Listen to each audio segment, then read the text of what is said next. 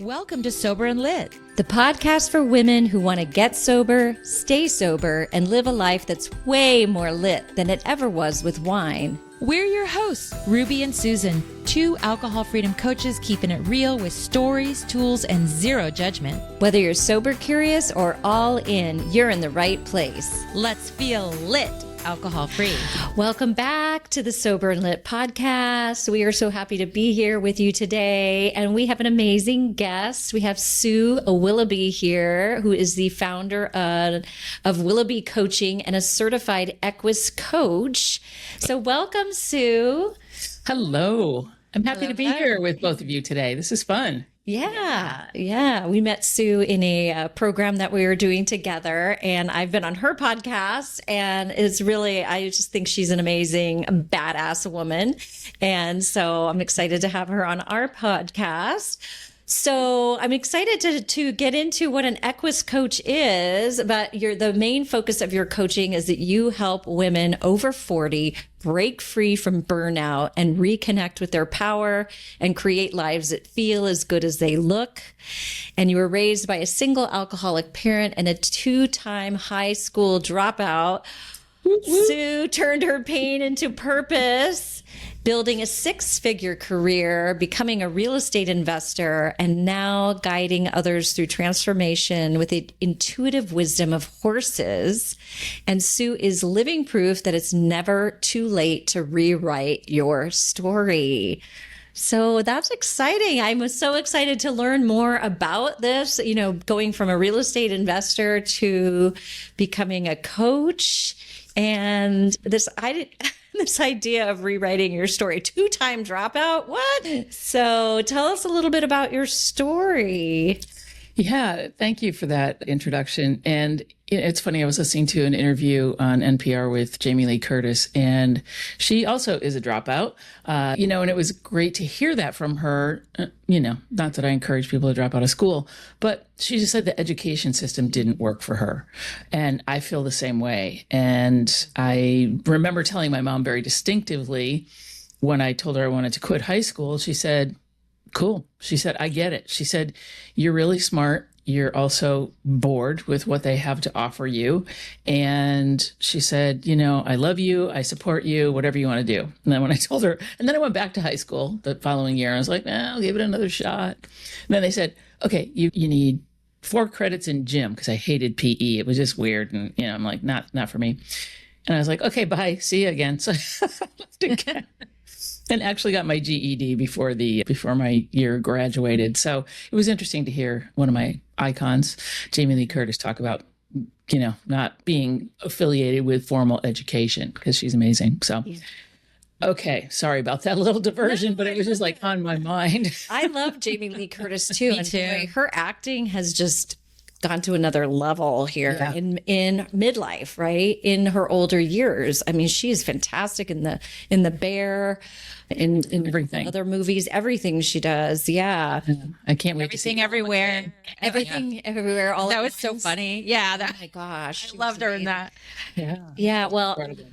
so one of the things you shared with me is that on our podcast, our episode, Why Reclaiming Sobriety is the New Cool, kind of mirrored your own experience. And so I just wanted to ask you, what about that episode felt aligned for you regarding your alcohol-free story? Yeah, well, as you mentioned earlier, I grew up in an alcoholic household. My mom had a very severe drinking problem, was an alcoholic, and I, grew up with that. I'm like, what is the vodka doing in the towel closet? Weird stuff like that, never knowing what to expect when I would come home from school or anywhere, really. Am I going to get picked up from school? All these things, which put me in a place of, my comfort zone was really discomfort. And then as I got older, because alcohol was so prevalent in my house, I hate to say this, but my mom would buy us, beer to go to the ice skating rink, when we're kids. It's like, okay, yay. So I came by it honestly. And to be honest, I always kind of felt like I never fit in to a lot of social places, high school and everything. So I found that by drinking, I became popular. in my mind, because I always was older than I mean, I was younger than I looked. I always could pass for being older. This was back in the day. We're talking about like in the 70s. You could get a fake ID through the mail, which I did, so that was fun. So it was just really accessible for me. And being the person that could buy booze and consume it and whatever else, that started me down my path of drinking. And I drank, in a, there's the air quotes, party atmosphere, but it was more than that. And I always knew that it was more than that, and then you start to question it later on in life where you're like, and I think when you were on my show, we talked about like those things that you start to consider, like when you're at a dinner party and you're like, where's the wine bottle? Why is it not at my end of the table? Or, something like that. Or you leave, you're getting ready to get up from the table and you're looking at somebody and you're like, you left a half a glass of wine there. Are you going to drink that? Things like that, where you're like, okay, this is getting to the point where it's not right. And I struggled with asking myself those questions and just being aware of the level of drinking that I was doing. And as you get older, A, you don't process it the same way. B, it's not fun to wake up with a hangover. It feels like crap. And, C, is just like, cut it out. So the pandemic exacerbated all of that because like, where else are you going to go? You might as well have that second bottle of wine. Not just the second glass, have the second bottle. And then I finally got to a point where I was, and this year, November, will be 5 years. So about 4.5 years for me. I just got to a point where I'm like, you know what? It's time. I have done enough personal development work that this was kind of the last thing that I felt I needed to let go. And also being a coach, I wanted to be clear, and being around horses, having clarity and opening up those energetic channels in a clear way was really important to me. So that's when I made the decision to quit drinking. And I did. And it was right before the holidays. It was right before Thanksgiving. Or I'm sorry, right after Thanksgiving. And I'm like, I don't want to go into the holidays and do that. So I was actually in a position where I was by myself, which was great. And I know people are like, oh my God, you did it by yourself. What are you, insane?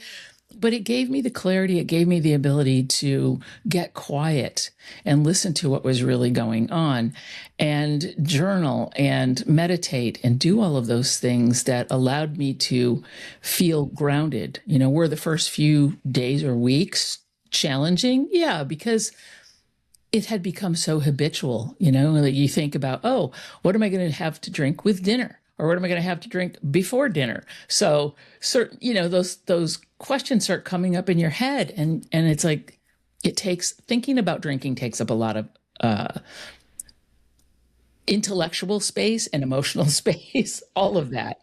And like I said, I told you before, Susan, that I didn't do AA. I've never been drawn to that. I know that it works for many people, but for me, that was not the path that I wanted to go down because I felt like I had already done the work and could make the transition by myself. And I was right. And I feel so much better. So there you go. I think that's beautiful. And it's so interesting how this was part of your personal growth trajectory and how in the end, alcohol just doesn't belong in any personal growth journey, right? Yeah. Because it really does keep us from that end goal. Like you said, the clarity in working with horses. So I'd love to find out more about that, about actually what happens in an equus coaching session and why working with horses is so powerful for stress relief and self-awareness. Yeah. All of those things. All of those things. I will say one other thing about my mom before we move on, if that's okay. She also chose to stop drinking cold turkey. It was not the right decision for her. It was a good decision that she wasn't drinking, but she never addressed any of the underlying issues that caused her to drink in the first place. So it was the volatility of her personality and everything like that was still there. So like I said, it's not for everybody. And I think if you're going to make that decision, go through those steps, understand what you're actually dealing with and what's causing you to drink in the first place. So I just wanted to kind of clarify that, because it did not help our relationship. It sounds like she was a dry drunk, right? Yeah, that phrase came to my mind. Yeah. Yeah. I just still never knew what I was going to expect. If you said the wrong thing, it'd be like, okay, wow. So unfortunately, there was a lot, and she was of an era where you didn't talk about things that were, trauma or whatever had brought you to a certain point, and therapy was not something that, people of that generation did. So anyway, I just wanted to say that, and yes, she did not drink, but still, I don't know that she was, entirely embodied and grounded and happy. She clearly was not. So yeah, it's interesting. Yeah. Everybody's got their own journey.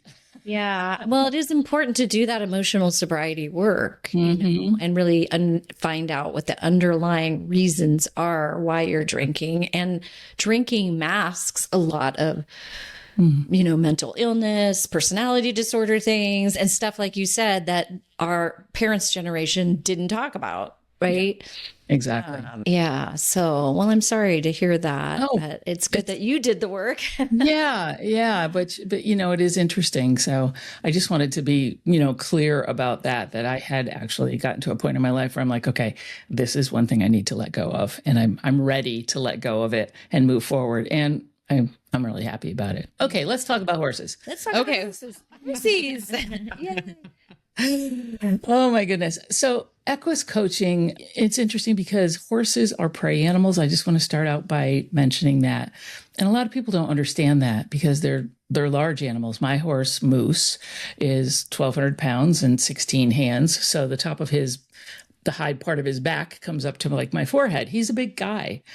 But people don't understand that they are prey animals. And because they're prey animals and they're also herd animals, they communicate and they take in information with every sense and every cell of their being.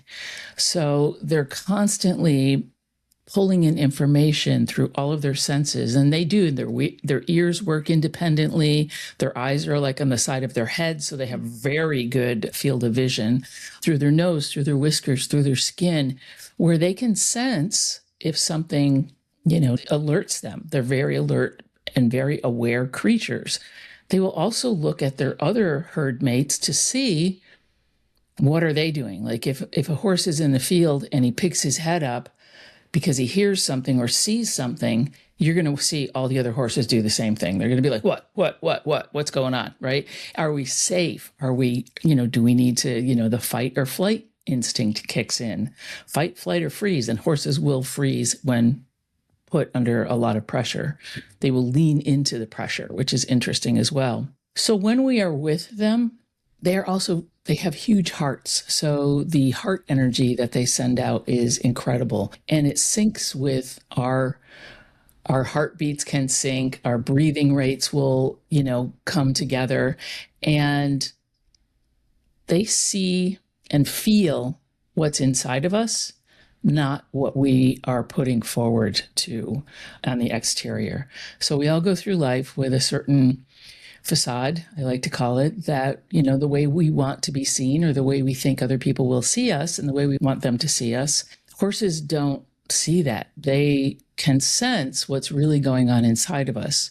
So they may, if they sense that we have an agenda that they may not want to be part of, and we're trying to force an agenda on them, they will act accordingly. So in an equus coaching situation, I am observing the person that's in the arena or in the space with the horse, and I'm also observing what the horse's reaction is to that person. Because the person may be saying one thing, and the horse is reacting in a way that's like, heck no. No, thank you.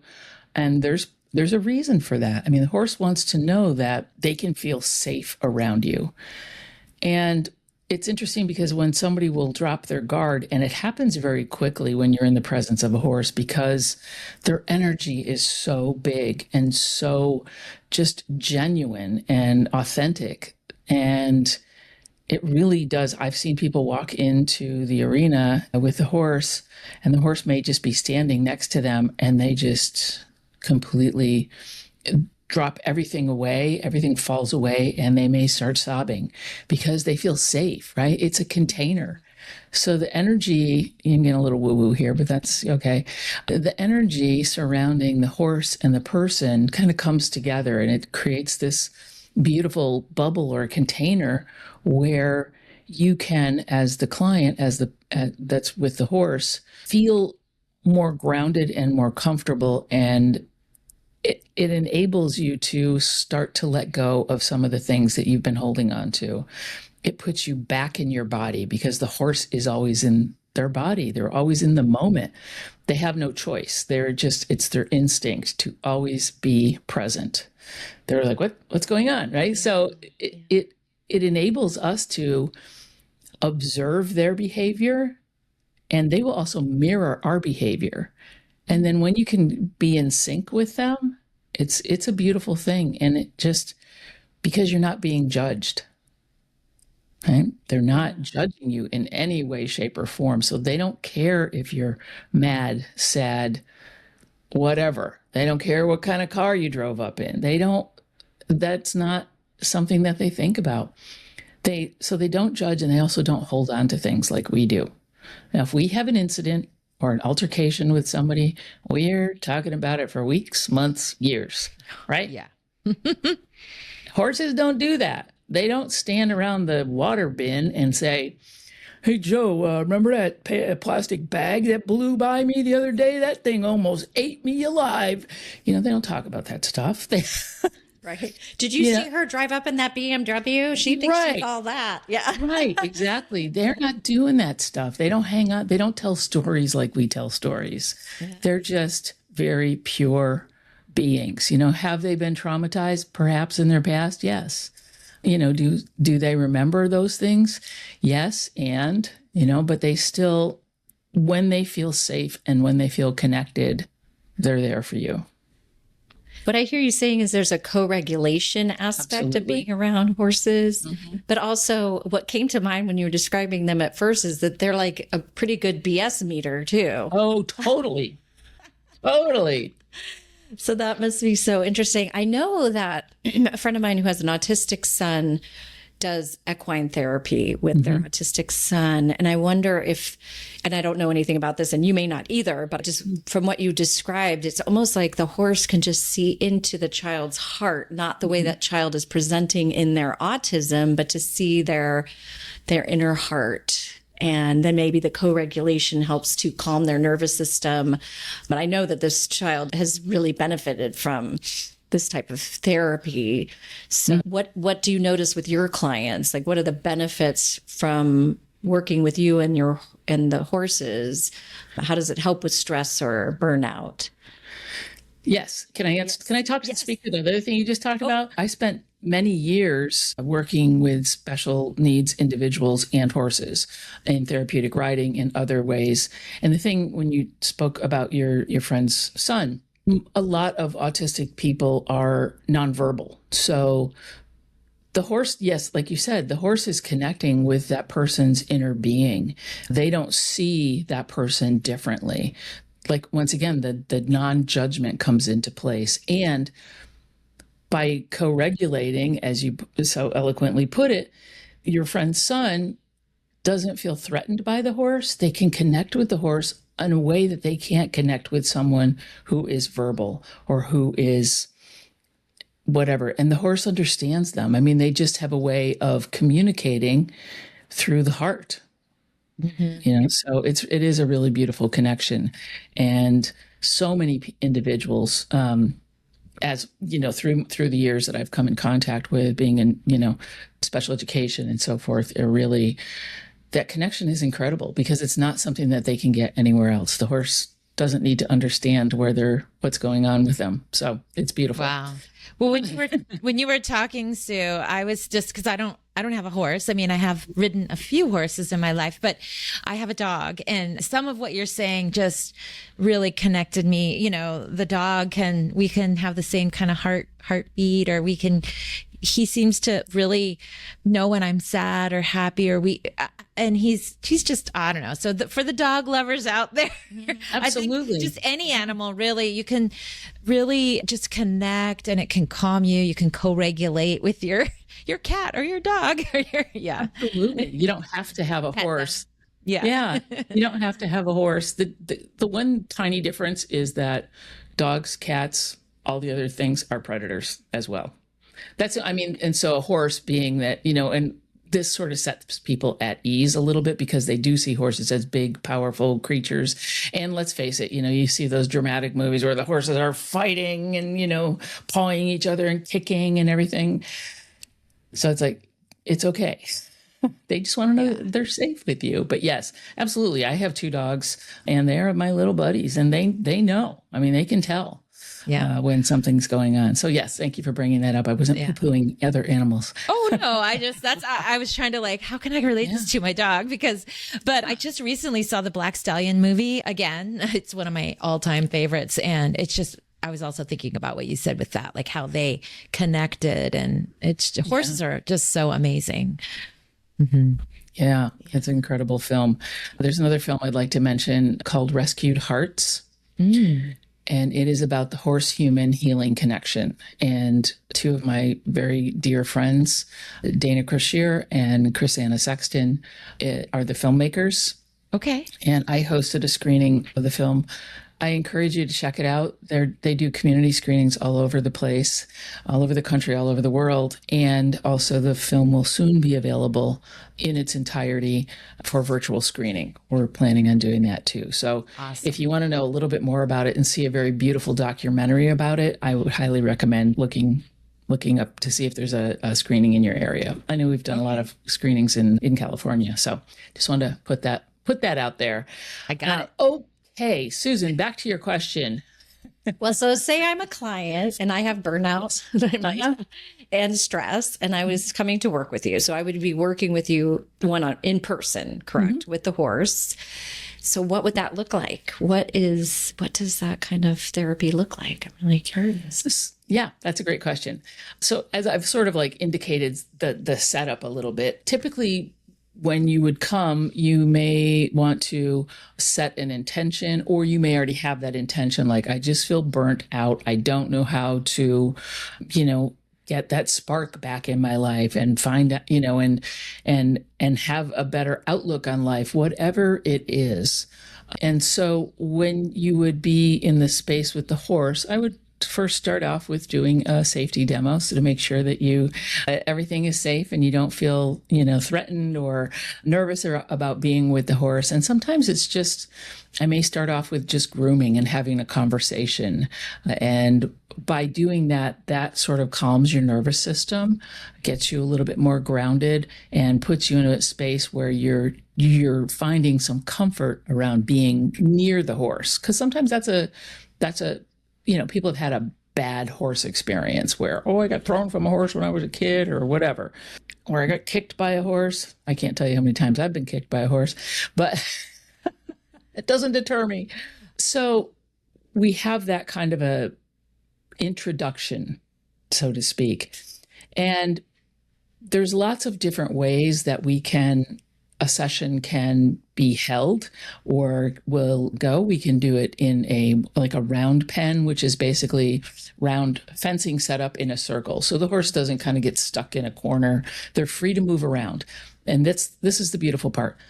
The horse isn't, unless you want to do a leading exercise or something, typically the horse is at liberty to do whatever it wants. It can walk around, it can come over to you, it can go on the other side of the arena if it wants to, or we can work out in the field if the horse is out grazing.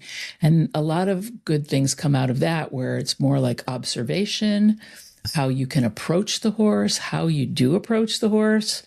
So typically I will give you some options of how you can interact with the horse, in a safe way, how to approach it, if you want to play with the horse, if you want to move it around, whatever. And then I just sort of turn you loose to experiment. So it's a great place to have a safe container. It's the type of coaching this is, it's very experiential. And by being in your body, by being present, those things like burnout or fear or whatever it is will bubble right to the surface. And sometimes people are surprised at how quickly things will come up. So I will watch how you're interacting with the horse.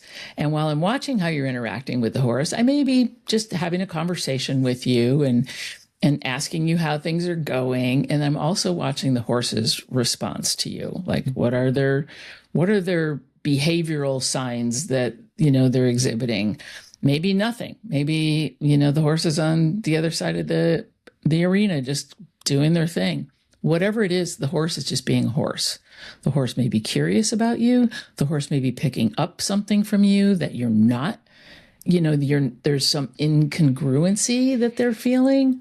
If you're trying to have I hate to say this, but sometimes men will go to the session and they're all like, well, I can make the horse do this and I can make the horse do that. And meanwhile, the horse is like, bring it. I dare you. Bring it. No. Come on. And it's like, maybe something as simple as pick up the horse's hoof. And they're like shouldering the horse. The horse is just like digging in. How's that going for you? Oh, I see. You brought your agenda in there. And the horse is like, yeah, I don't think so. Yeah. So the bottom line is how you're showing up in this session is a relationship. You're building a relationship with the horse. And how you're showing up is how you're showing up in life as well, in relationship with yourself, whatever that relationship is, with work, with home, with yourself, with your loved ones. You're going to bring that same method of how you show up into the arena with the horse. And the horse is going to call you out on it. I think you called them a BS meter. Yes, they will. So, for example, whether, like I said, it can be anything, burnout or whatever, the horse will help you understand and build some awareness, help you build awareness and curiosity around where that burnout is coming from. Like, where do you feel it in your body? Because everything that we have experienced in our lifetimes is in our body somewhere. And if you keep pushing it down and pushing it down and pushing it down, it's got to go somewhere. Mm-hmm. So when something triggers us, whatever that is, you're going to feel it somewhere in your body. So with the horse, when you're with the horse, I ask you to, whatever I see coming up, if it's an emotion, where are you feeling that the most? If it's fear, if it's whatever, if it's, anger, where did that start? And my gut just tightens right up when I do that. Okay. So now you can start to be aware of the things that are happening to you physically that will cause a certain reaction externally. So being around the horse helps you regulate. So when you leave there, you're like, okay, what were those things that came up, right? What was that takeaway from that session that I can go out and then practice when my coworker does that thing that pisses me off, or that, that just makes me want to hit him? Why do you feel that way? Why do you feel it, anger towards that? So the horses are really, really good at bringing those things up. If you have boundary issues, guess what? They're going to be all over you. They're going to be in your face. They may be really pushy. They may be whatever. And you're like, at first people will be like, oh, that's so cute. He's nuzzling me. And then he starts to bite your jacket. And you're like, oh, stop that, But they don't want to push the horse away because they're afraid that if they do that, then the horse is going to be mad at them.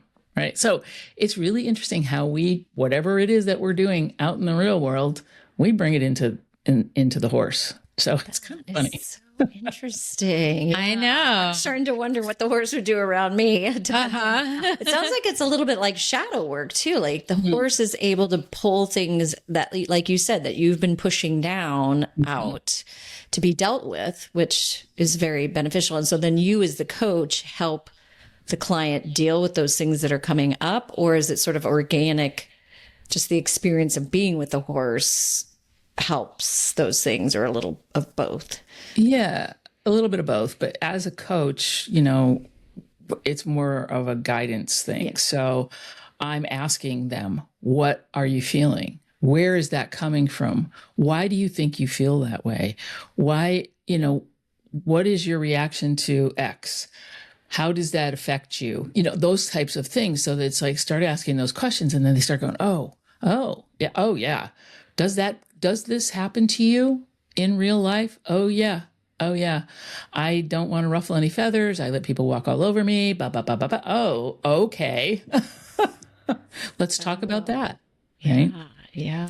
And kind of like the burnout thing, I had a client who basically just said, I don't know. I'm not happy in my life. I don't know how to be happy.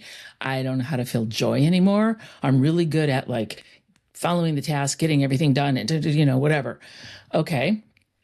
So what does joy feel like to you? And they're like, huh? I don't know. What do you mean? What does it feel like? I just told you I can't find joy. Okay, great. Well, let's experiment. Let's play. What's play mean, right? So sometimes we forget as adults all those things that we used to do as children. We would just do some crazy stuff and just have fun. That's a really good thing to try with horses, is having fun, because a horse doesn't care if you're skipping around or you're, doing some silly thing. So it's a safe container for you to experiment. And it's interesting to say, okay, well, why don't you just show me what joy would feel like? Do a little demonstration of that. And that may be like very stiffly walking with the horse. Like, okay. And I'm just observing the horse is kind of like, what's going on over here? And I can say, hey, how do you feel? I don't know. Does that feel joyous to you? Well, no. Okay. Well, what would feel joyous? And it's hard, because it's like, if you're not used to doing something or feeling something or letting your hair down, it might be difficult. But by the end of that session, sometimes the person might be, skipping around, laughing, just having a good time. Like, well, how does that feel? I feel joyous. I feel lighter. Like, what does joy feel like now as opposed to when you came in? I feel lighter. I feel more at ease. I feel more comfortable in myself, in my body. Okay, we can work with that. So many different things can come up. Wow. That sounds so interesting and fascinating. And I wish that I lived on the same coast as you so I could come and experience this. It sounds we can find you somewhere to do that, but you just got to come out. I mean, come to California, come visit Ruby. Yeah. Yeah. We've met multiple times, Susan and I. Yeah. Yeah. Well, so I want to shift a little bit to just talk about you a little, because I think you're fascinating as well. Like, you've been a DJ, a comic, a pilot. And I mentioned in your bio that you were a real estate investor and now a coach. And how have all of those chapters helped you help other women stop surviving and start living boldly? Because I know that is what your podcast is about, badass women in midlife. And yeah. You left out roller derby, but that's okay. Oh, wow. Wow.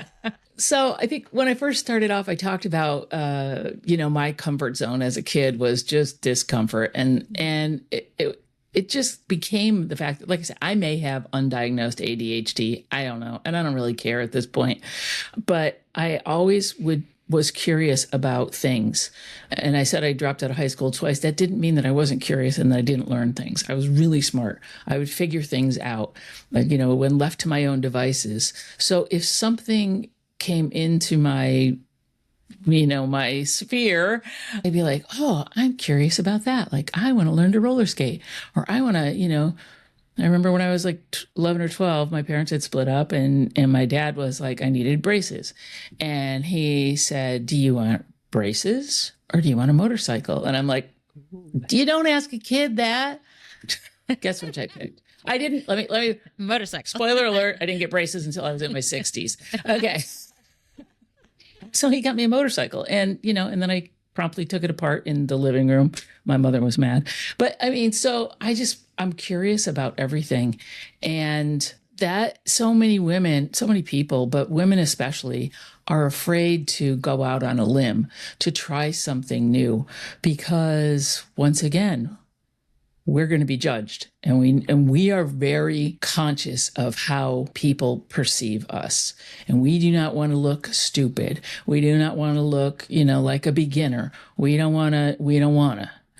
I kind of had that attitude of like, I don't really care, even though I did, in my heart of hearts, I do care what people think. And I always have. I always knew I was an outsider. I think I was talking about that earlier. I came out when I was 17. So I knew I was different even before I came out. And that was part of it. So, and then I'm like, okay, great. Now I came out and now I have to figure out how I fit into the LGBTQ. There weren't as many initials back then. AI plus community, right? And once again, I'm like, now I still feel like an outsider in some weird ways. But so I think all of those experiences have enabled me to understand why people have a difficult time stepping outside of their comfort zones and how I can create a safe space for them to do that. And some of that is just about, once again, I'm going to go back to the curiosity and the awareness. And if there's something that keeps popping into your awareness and just keeps pulling at you like, hey, what about this? What about this? If there's something that you keep like being drawn to, be curious about it. It's okay. You don't have to do it forever. You don't have to go all in like I do.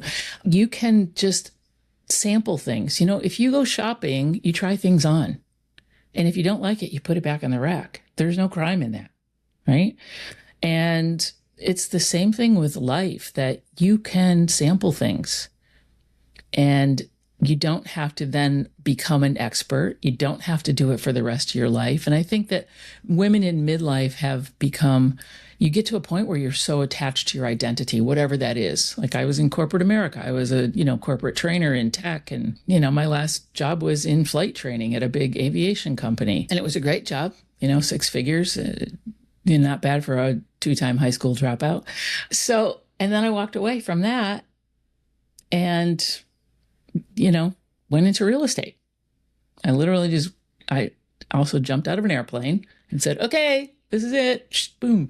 So, I look at opportunities that present themselves and I try and just go with it. If it's something that really doesn't interest me, then obviously I'm not going to do it. But the way I went into flying was someone gave me an introductory flight for my birthday one year. And I'm like, oh, that's it. I'm going to get my pilot's license.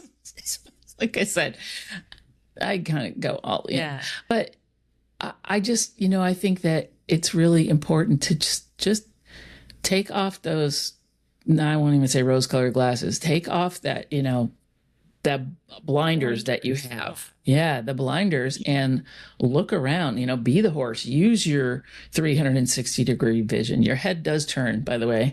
Don't just look ahead. And, everybody thinks about like, what is the worst that can happen if you try something? But, where I was having these conversations recently, and it's like, if you look at it that way, then guess what is going to happen? The worst, right? Everything that you focus on that's what's going to happen. If you think of what's the best thing that can happen, like, I could feel joy again. I could start to be playful. I could try something new and find that I have a new love. It may be a new passion project. It may end up being a new career. It may be something I do into my retirement. I don't know. But that's the best that can happen. So once you allow yourself to, a lot of it is giving yourself permission, I think. Being curious and then giving yourself permission to explore. That's great. I love that so much. Well, this is the time in our podcast when we ask our guests what they do in their life to feel lit. And we love to hear. And now I'm really curious to hear what you're going to say because you already do so many amazing things. So. I think, and I'm just going to go back to it. In order for me to feel lit and to be lit is to be curious about what's going on around me and not just what's going on around me, but opportunities that present themselves. And then how does it feel in my body? Is it something that resonates with me on a very deep level? Because I've gotten to the point in my life where it's like, if it's not something that lights me up, I'm not going to do it. I don't have to do things that I don't want to do anymore. Right. And I think that it's just more about how I get inside my body. Be the horse. Does it make me feel good? Does it make me feel inspired? Is it something that is not just for me, but maybe for the greater good? So I allow those things to come to me. I stay open and curious and take things in. That's beautiful. Curiosity. That is the biggest thing in changing your drinking, is to get curious. Yeah, absolutely. Yeah. And what I heard you say is that we are allowed to change our identities. We're allowed to change at any age, So I think you're so inspiring, Sue. Oh, thank you. Yeah, thank you. Thank you so much for having me on your show. Very amazing. I appreciate you. I'm excited to introduce our listeners to you. So when I shared my episode with you, I got a lot of really great feedback. People are like, "Ooh, this was great." Hey. Can our listeners find more of you if they're interested in exploring more? Yeah, thank you. My website is willoughbycoaching.com. I'm on Instagram, Sue_Willoughby. I'm also on some other ones, but mostly active on that. And also my podcast is Midlife Strategies for Badass Women. Awesome. And we have listeners in the Seattle area. So what part? You said you were in the south part of Seattle? I live in Enumclaw, which is southeast of Seattle. It's outside. And that's where your horse is, obviously. Yeah. So, okay. He doesn't live with me. He lives right down the street. So yeah. Okay. Great. Well, thank you so much. This was such a great conversation. And thank you so much for listening. And we'll see you next time. Thanks so much for listening to the Sober and Lit podcast. If you enjoyed this episode, we would love it if you would subscribe, rate, and review. It really helps get the word out. And remember, do something today to help you feel lit. See you next week.